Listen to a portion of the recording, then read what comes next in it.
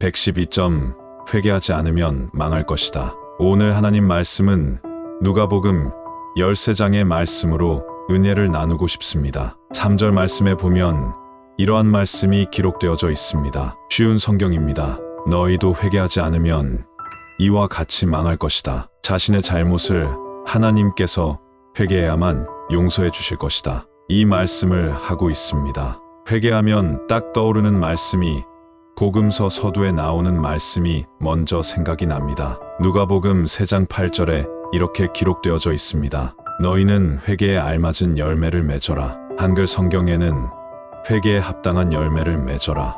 회개의 열매를 맺지 않으면 너희는 아브라함의 자손이라 말하지 말라 고 했습니다. 누 12장 끝부분에는 너희가 땅과 하늘의 날씨는 분별할 줄 알면서 왜 이 세대를 분별할 줄 모르느냐 하시는 말씀을 하셨습니다. 그리고 빌라도의 사건과 갈릴리의 탑 사건으로 사람이 죽은 것을 거론하신 것입니다. 정치적이든 사고사이든 그것이 발생하면 대가가 다르고 때론 죽음의 심판이 있듯이 하나님 앞에서는 죄를 지니면 심판을 받는다. 그러니 회개하라는 것입니다. 하나님께서는 거룩하신 분이시기 죄의 마음을 품고 있는 사람들을 그의 자녀로 삼겠느냐?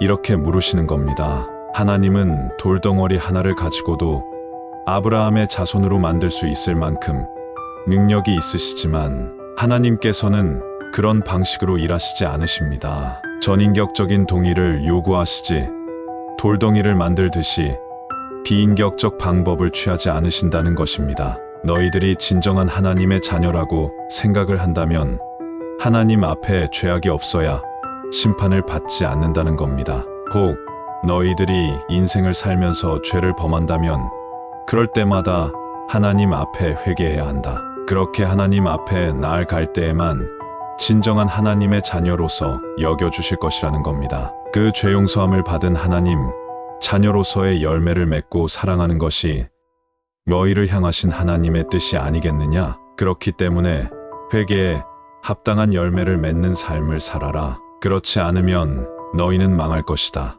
이렇게 말씀을 하고 있습니다. 빌라도가 많은 사람을 죽이다. 본문 13장 1절의 말씀에 보면 빌라도가 갈릴리 사람들을 많이 죽였다. 그랬습니다. 그래서 그 피가 하나님 앞에 드리는 희생, 제물과 뒤범벅이 되었다는 소식을 전해 주었다는 사실을 기록하고 있습니다. 아마도 갈릴리 사람들이 반정부 시위를 했을 것으로 여겨집니다. 지역적으로 그런 성향을 가지고 있었고 어떤 계기로 인해 밀란이 발생하니 빌라도가 강제적으로 제압을 하는 중에 많은 사람이 죽었던 것으로 여겨집니다. 더욱이 하나님께 드릴 희생제물과 피가 같이 섞였으니 부정한 제물이 된 것이고 희생제사를 드리지 못하게 된 것이니 사람들은 더 큰 분노를 느꼈을 것입니다.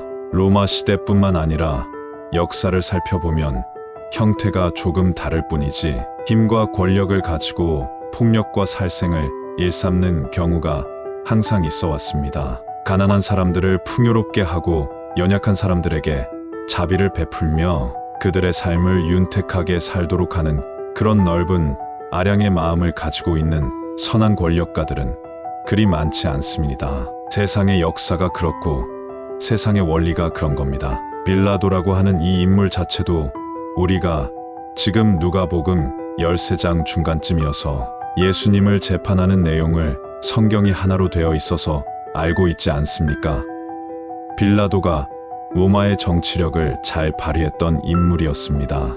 로마 황제한테 잘 보이려고 대단히 신경을 썼던 인물이고 또 현실적으로 그럴 수밖에 없습니다. 본문처럼 이스라엘 백성들이 문제를 계속 일으키면 빌라도 총독인 자기 자신도 정치적인 위험에 빠질 수 있기 때문입니다. 그래서 누가복음 13장에는 갈릴리 사람들을 적지 않게 죽여서 당대의 사람들에게 이런 일도 있었구나가 들릴 정도로 소문이 난 것입니다. 이런 소동과 소란이 퍼져서 예수님이 들으실 정도였다는 겁니다. 만약 이런 소란이 확대가 되면 빌라도는 정치적 타격을 받을 수밖에 없을 것입니다.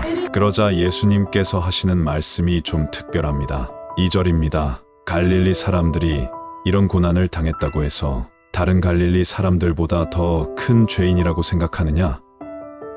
내가 너희에게 말한다. 너희도 회개하지 않으면 이와 같이 망할 것이다. 이렇게 말씀하십니다. 많은 사람이 죽었으니 참 안타깝게 연민의 정을 느끼실 만도 한데 예수님의 말씀이 좀 당황스러운 겁니다. 빌라도가 사람을 많이 죽였는데 죽지 않은 사람보다 더 큰 죄인이라 생각지 말라. 모두 다 회개하지 않으면 망할 것이다. 다 죽을 것이다. 이렇게 말씀하시는 것입니다. 그러시면서 실로암의 탑에 18명의 사람들이 죽었는데 예루살렘 사람보다 더 악해서 죽었다고 생각하느냐? 그렇지 않다.